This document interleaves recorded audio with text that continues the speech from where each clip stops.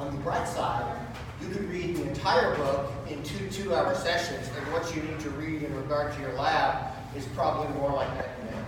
It's what's called program reading, where you read something, you complete the blanks, and there's a big picture. So the information density is remarkably low, which allows you to sort of do it step by step. I have one of these here. I have 4 more back in my office, and you're welcome to sign it out. So just be aware that as soon as I can get the student, open up. Open.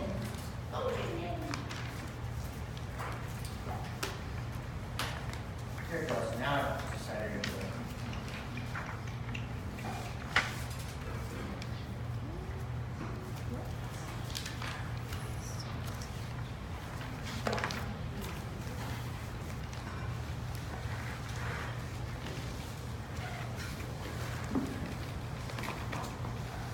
So today we actually will start, you'll be surprised, I'm going to give you about half of your homework will be answered here in terms of doing some preliminary analysis on your EKG that you got.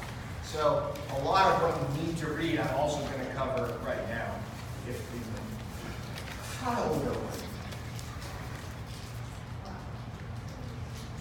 Oh my God.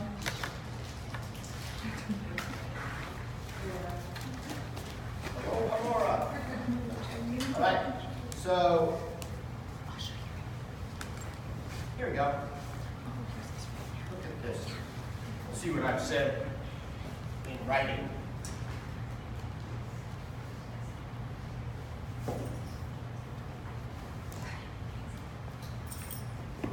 Additional reading, and this doesn't have to be done right away. You can do it this weekend, you can do it next weekend. The sooner you'll feel more comfortable, the sooner you start. Dale Dubens, this is something you can read, what's called, I think, the basics. It's the name of this chapter. Thaler's book, again, it has a chapter called The Basics. Dubens apparently is basic principles and rate. Oh, and look, here's a link, but I can't guarantee that this link works, so we'll go with the one that Janine's going to send me. But there is a link if those of you who like to noodle around on the internet. Okay, so today we're going to start talking about electrocardiography. Here is Herr Dr. Professor Einthoven, jawohl, the German physiologist in the 1880s who first. You guys wonder why is it that we monitor at the end of the limbs? Well, you'll notice he's got his foot in a bucket of salt water, his hands in salt water, and his right leg is drowned. So all of the conventions we use for electrocardiography, at least they start with Dr. Einthoven. Funny. So in these conventions, what we're doing is comparing electrical potential, so the difference in charge between two poles. And these could change. They could be the right arm and the left arm. They could be the right leg and the left, right, you can move them around, not the right leg. The right leg is around and never is. It could be the left leg and the right arm. That's a lead. So the key is you set up your galvanometer to measure current, a potential difference. And so if you have, this looks to me like a depolarizing cell, is that right? It's becoming positive inside and negative outside. Yeah, that's a depolarizing cell. And as that difference rises, you get a rising limb. The dropping back to here, remember, once the entire thing is depolarized, you've gone back to zero, potential flow has stopped. And so the descending limb is often the result of that. Then repolarization would be the reverse. It would be the eliminating of negative current on the outside by restoring proper balance. Notice that very often biggest thing I was supposed to say and I left it off. When a depolarization wave is coming towards the galvanometer, you calibrate it, you engineer it, you design that to be an upward deflection. So depolarization coming at you is always up. That's what I'm supposed to say about this. Then repolarization, you'll see it's very interesting. Repolarization doesn't go in the reverse direction. Repolarization usually starts and then moves, and if you have a repolarizing wave coming at you, that's a negative impulse. Don't worry about it yet, nothing. So that's single cell talk. I don't do isolated cells. There are physiologists who do that. We're going to deal with the cell population from the outside. So here's an electrode on the surface of the skin, and there's a cell, and there's a cell, and there's a cell. These are the intercalated discs. Those are nuclei. And here's a wave of rolling catalectrotonus, a positive depolarization, moving toward this electrode. Which way is the needle going to go if depolarization is coming at that electrode? Up. Just check. All right? So now we have that on an EKG, up and down are going to be voltage, electrical potential. So you'll find that it's millivolts, and I'll show you the calibration in a moment. So up and down, this is really a moving, the electrocardiograph is literally an XY graph, but it just moves through time. It's a video graph. So that means we have to know a little bit about the x-axis. The x-axis is going to be time, since the motor is driving the paper, or in your computer, the screen. And so you'll notice that the electrocardiographic chart material always has a background that is 1 millimeter little boxes, and there are big heavy lines every 5 boxes.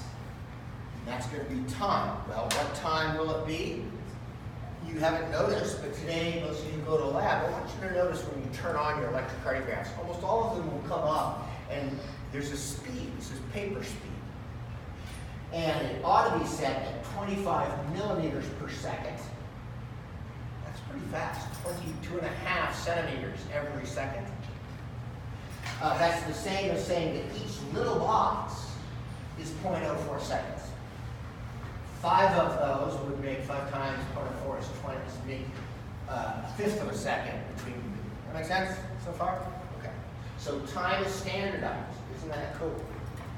The y-axis is going to be in millivolts, and we'll talk. Do I have a?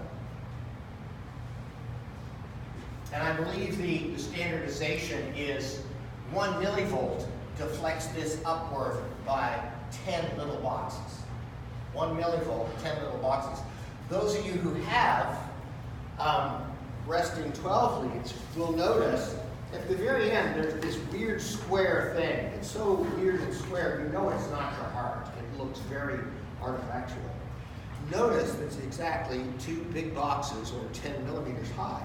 This is a calibration check, so you can look and say, and the calibration was set at the proper 10 millimeters per millivolt. Cool, huh? All right, so the next thing I want to do is generate this PQRST pattern. Generate it in the sense that what is it exactly that shape in that timing? And it all falls out of what we talked about, I think, last lecture, which is the sequence and timing of the heart muscle depolarization. Right? We talked about that. Remember, we said in normal situations, it starts in the sinus node. It then propagates across the atrium like waves in pond water.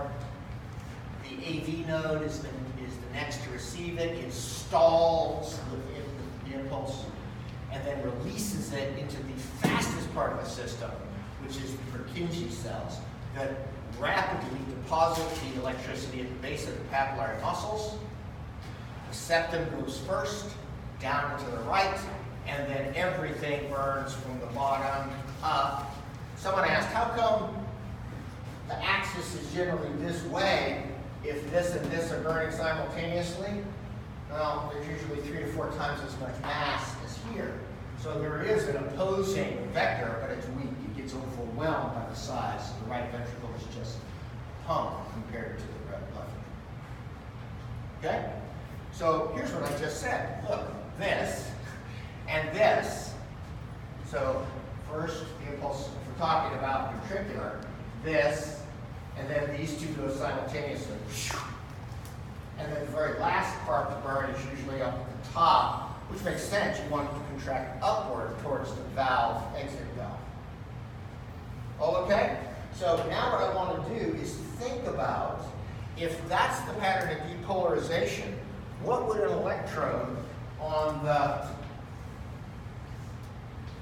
left side of the heart, something like V5, what would it see, quote unquote, see? So there's hand. You can sort of think of electrodes like eyes,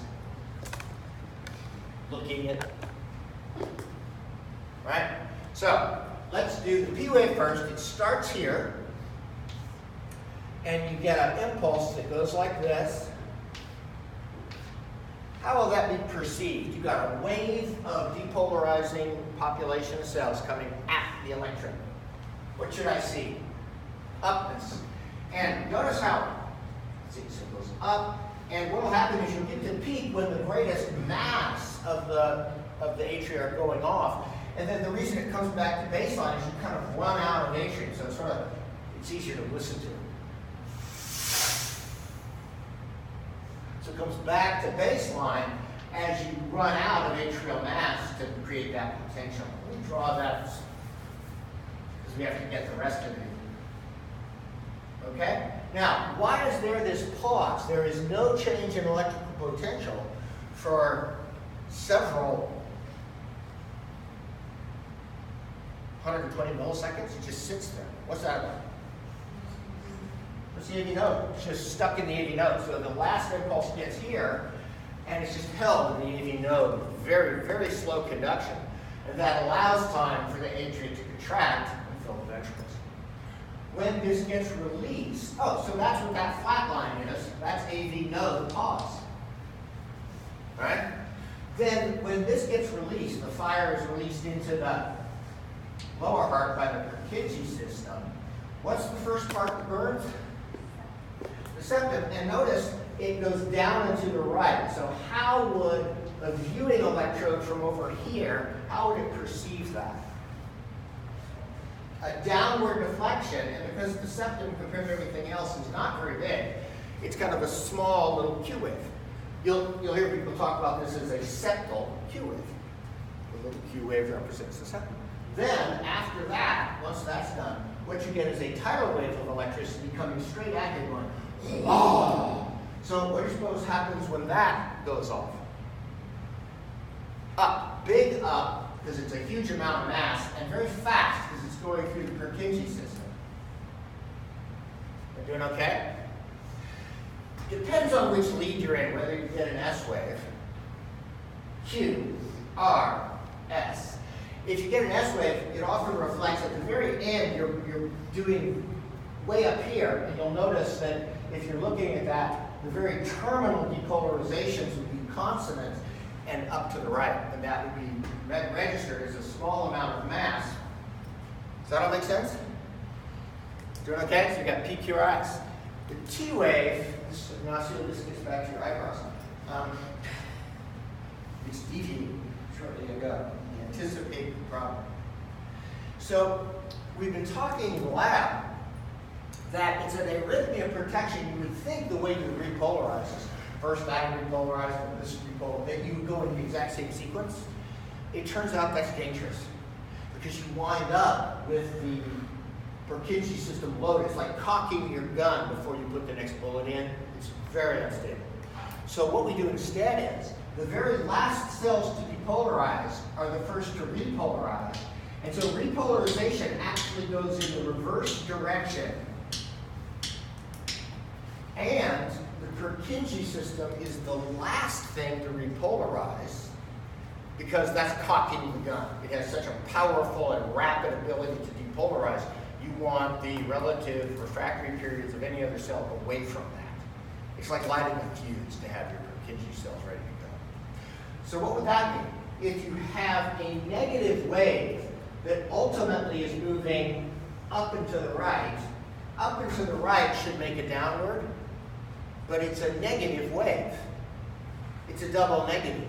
Two negatives make positive.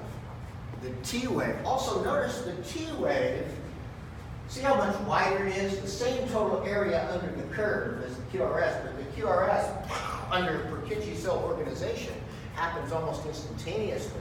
The repolarization is purposely sort of, okay, I'm ready to go, why don't you go? And then the next one, okay, I'm ready here, would you like to go? You can tell it's a big population, sort of one at a time, or in little groups getting ready for the next class. And then, for those of you who are athletic, you identified waves you never knew about. P, Q, R, S, T. Some of you have a strange little hemisphere like that before the next P wave. What did we call that? That's a U wave. And that reflects the repolarization of the Purkinje system. Notice you don't reset, this is cocking the trigger, you don't reset the uber fast Purkinje system until the next thing that's going to happen is a depolarization. That's all arrhythmia suppression is how that evolved. Is this all okay? I got the question? Yeah, I was just curious the mechanism. How do you get the cells that are outside on the right? Or the To left? start, yeah, it's weird. It implies they have a slightly different population of cell channels, and that would have to have been installed during early development. I share your marvel and mystery. I don't get it either. That's cool. Yes, When you said that two negatives cancel to the positive, say that again? when you said for the T wave that two negatives cancel to the positive, Yeah. could you explain that? Oh, yeah, sure. So it's a repolarization wave, meaning the outside of the cell is returning to positivity, but that should normally make a downward going thing. But if that repolarizing wave is actually going away from the electrode, that's another thing that should create downward motion. As if a positive wave goes away from an electrode, you get downward. If a negative wave goes away, if a negative goes in a negative direction, the two negatives are interpreted by the device as a positive wave of potential. Yeah, I know, it bothers me too. Don't worry about me. All right, so here's what it comes down to. Did everyone kind of understood what I just generated off the last slide? Yes? What was the specific instance or like the occurrence for the S wave here? Oh, it just kind of depends what angle you're looking at. You know, there's times where if you're looking from up here, the S, like in lead AVL, the S wave is sort of coming right at you, or it's neutral, it's perpendicular, and so then you won't have much of an S wave. So it's pretty much, can the electrode see it? It's sort of like, there's certain positions. No, don't move your head. Sehan is gone. There is no Sehan. Right? But then if I take it from a different electrode, Sehan exists. It's the same phenomenon. So what you can do is, once you know this, you can go out and measure several thousand P waves and the gap here. And normally a P wave can only be 3 little boxes long maximum. When you combine that with the dead space here, which should be 80 to 120 milliseconds, you come out that a PR interval from the start of the P wave to the beginning of the QRS complex, from there to there, will average, well, here's a distribution of normal values. It can't be faster than 3 little boxes. Heck, the P wave alone is 3 little boxes. It should not be longer than 5 little boxes. So you can start to do this to the whole electrocardiogram. Just go and measure, I think this was done in the 30s. Medical students were tied down, and electrocardiograms were accumulated until there were lots of them. And you start to say, well, these are the average durations of these different phenomena. Is that all okay? The reason why it's cool to have a normal range is, what would it mean if you measure a PR interval and the value is 0.25? The PR interval is too long. If the P wave is normal in duration, it implies that something is making the AV node even slower than it normally is. Those toxicities we were talking about, anticholinesterase will do that too. Fine. By the way, the way I relate to you is ag workers have the same problems that your beasties get. And so I have seen in the ER people with exactly what you're testing for in your lab for the animals. Never mind. Pesticide intoxication. So, on to the next thing. Oh yeah, right. The first thing we're going to do on our electrocardiogram, I guess actually you're going to learn a system. I'm about to begin teaching you a system for analyzing the electrocardiogram. You really can't just look at them. I remember when I was a medical student, a senior, the cardiology fellow flipped up EKG at me and says, "What do you see there?" And it's 12 of them. And I think what he wanted me to bite on was there was a PVC. Who cares? Honestly. And so he said, what do you see there? I said, you know, it's not good to just look at it. It's better to analyze them. So I said, give me 2 minutes. I handed it back to him and said, well, there's a bradycardia. There's a prolonged PR interval, suggests the patient's on digitalis. And I think you were trying to get me to talk about the, and as soon as I said, oh, there's first degree AV block, indicating the digitalis dose may be high. And I think you were trying to get me to identify the PVC, which has no clinical implication. And he snatched the thing back and looks. Yeah, it is. Because he was sloppy. It's all sloppy. Just be system.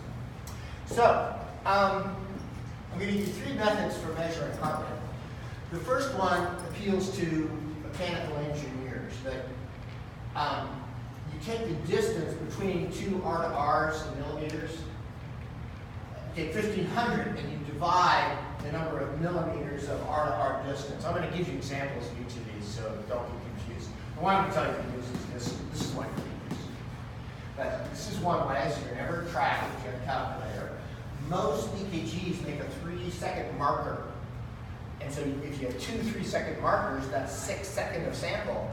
You can count the number of R to R spikes in there and multiply by 10. And that would be the heart rate. Like that, I'll show you exactly. And then I'm going to have to do the one at the bottom is the one we need to do. But let's do an example of each one.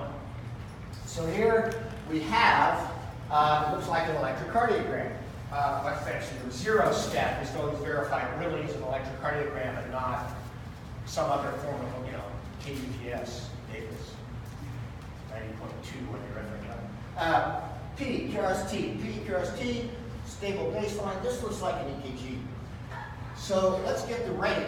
You always start with what we would measure the distance. See how that, it's easier to go from the big ones, and I don't see anything that lines up on a big line. So let's just say, see that? Let's shift it back to here in our minds and say 5, 10, 15, 20 millimeters. Now we have to remember, we shifted this back by 1.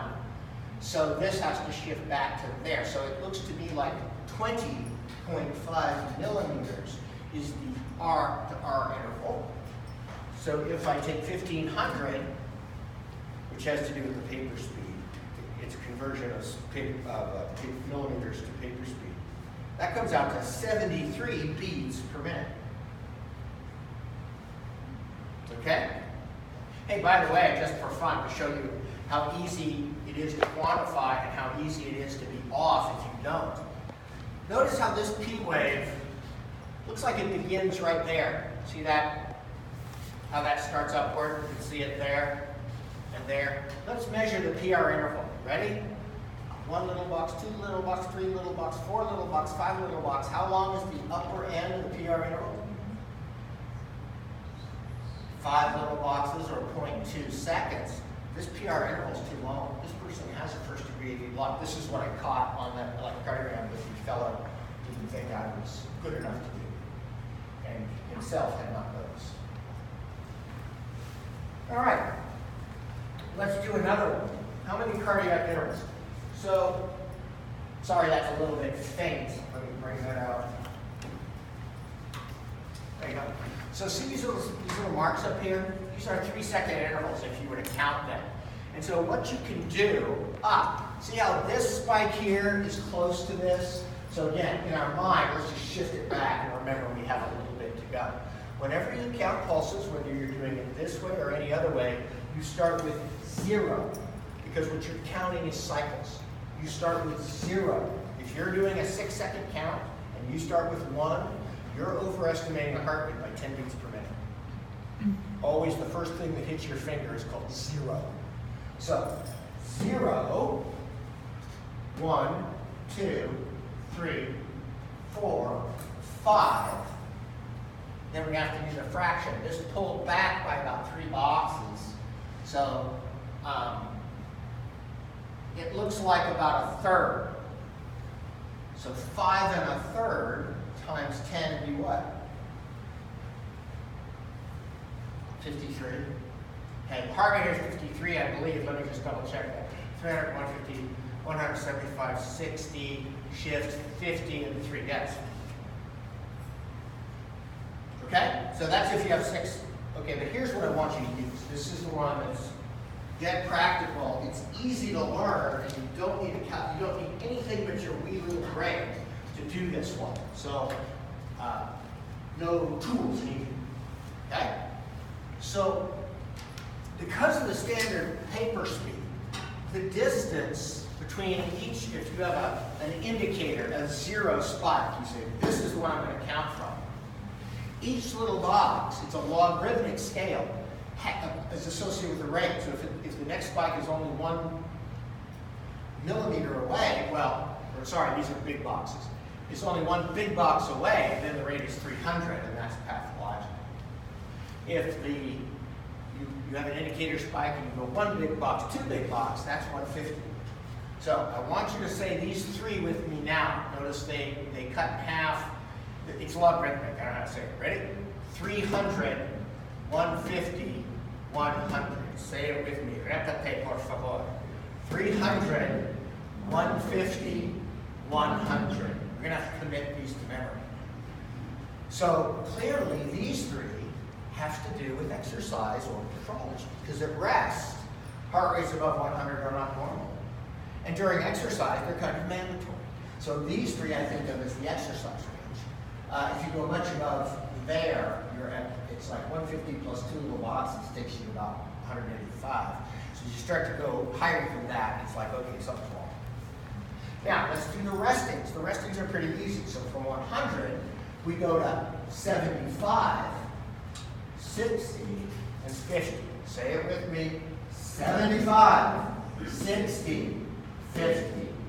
Okay? You can name more of them, but for your guys' level, you could just say slow. Would be okay. If it was longer than that, you could say slow or slower than 50. What are the next ones? 43, 37, and then I don't.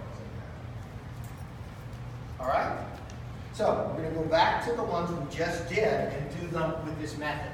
So the first thing you do is you try to find a spike that lines up on a big box. This is the closest one. It's 1 from a big box.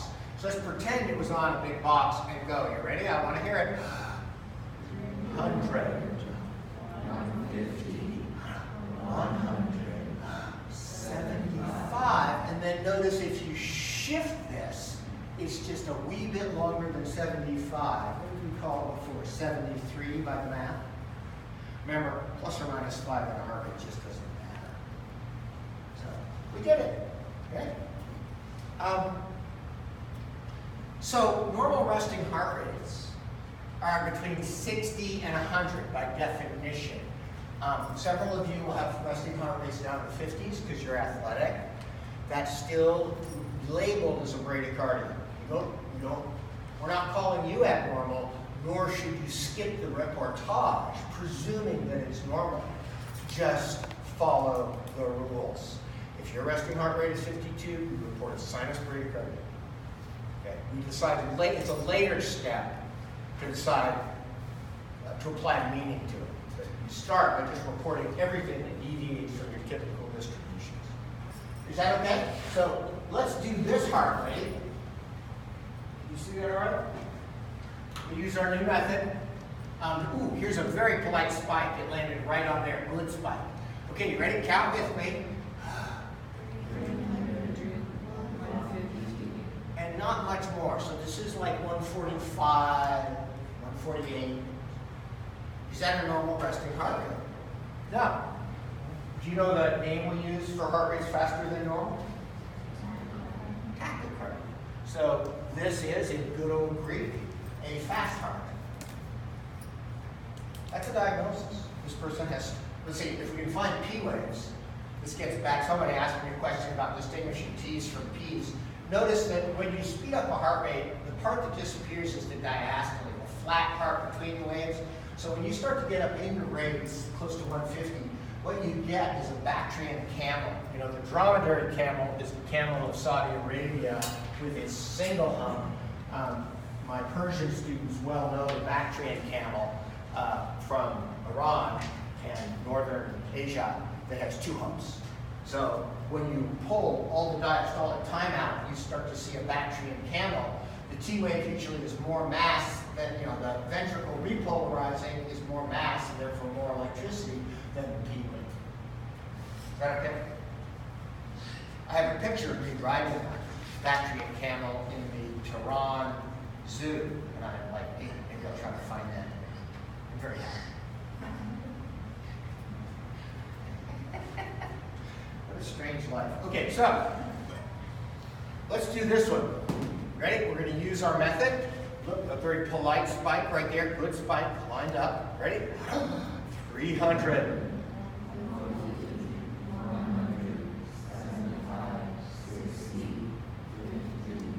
Slow. So 43, 37. So the rate here is about 37. What do you call a rate that is lower than 60? Hey, by the way, remember when I said that these values were generated mostly on medical students in the 1930s to 50s? I want to point out that 50% of the American population smoked back then. The vast majority, after they finished military training, were completely sedentary. So this kind of explains why that's up there. If we redid all the criteria nowadays and had a diverse biological community, we would redefine normal down into the 40s. But we're stuck with what we got, so just obey. Does this all make sense? So look, you've got 2 diagnoses right off the bat: tachycardia, bradycardia. Here's your homework. Oh, y'all going to get out early, I think. Just see what I got. I want to point out that you have now learned, just without even thinking about it, you know how to do heart rate. You accidentally learn what a first degree AV block is. It's a long PR interval. We haven't talked about what would slow down the AV node, but one of the things would be an anticholinesterase pesticide poisoning. There are other things. What are we doing next time? Oh, next time we're going to talk about conduction intervals. So, here's your homework.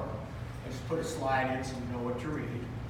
And a lot of your homework from your 12 lead EKG are to just measure these things. Just practice measuring stuff in millimeters, right?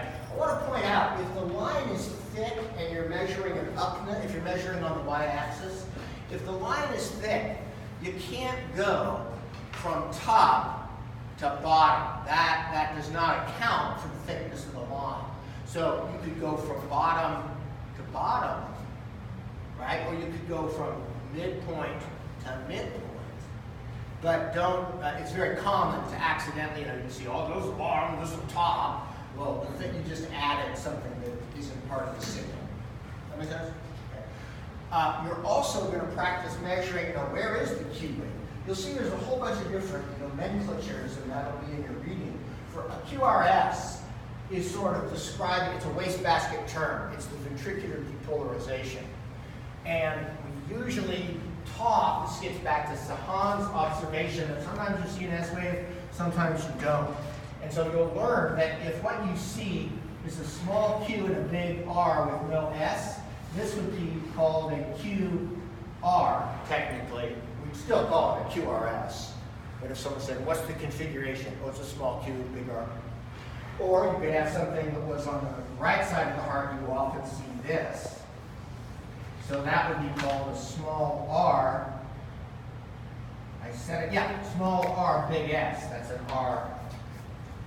If there's a second of anything, let's say there's 2 R waves here.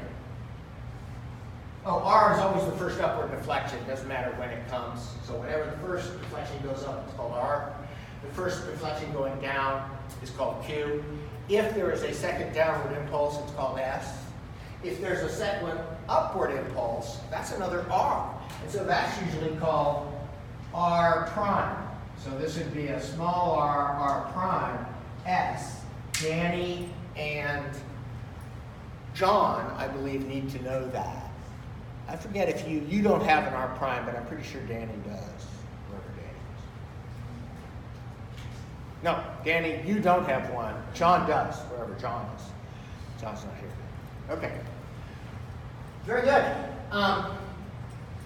So this, I got you started on your homework, and there's more to measure. For instance, I think they might actually ask you to measure the amplitude of the T wave. Just between you and me, that's not a diagnostic, that's not clinically important most of the time. But the TA is testing to see if you know amplitude means up and down and how to measure in millimeters. So there's a bunch of stuff in your homework that I wouldn't personally do as a doctor, but we're just making sure you're oriented to these landmarks. Is that okay? Yeah, so we get out early, that's not wrong. I will walk at a relaxed pace if anyone wants to talk with me as I walk to Olson Hall. There's still a do-good if anyone wants to check it out.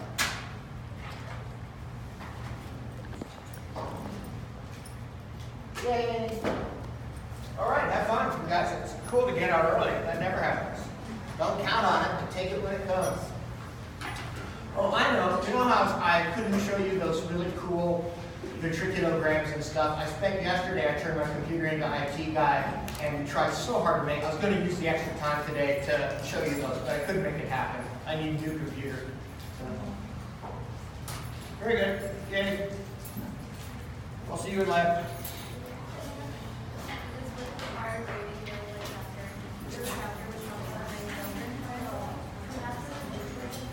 Not for lab, and not even for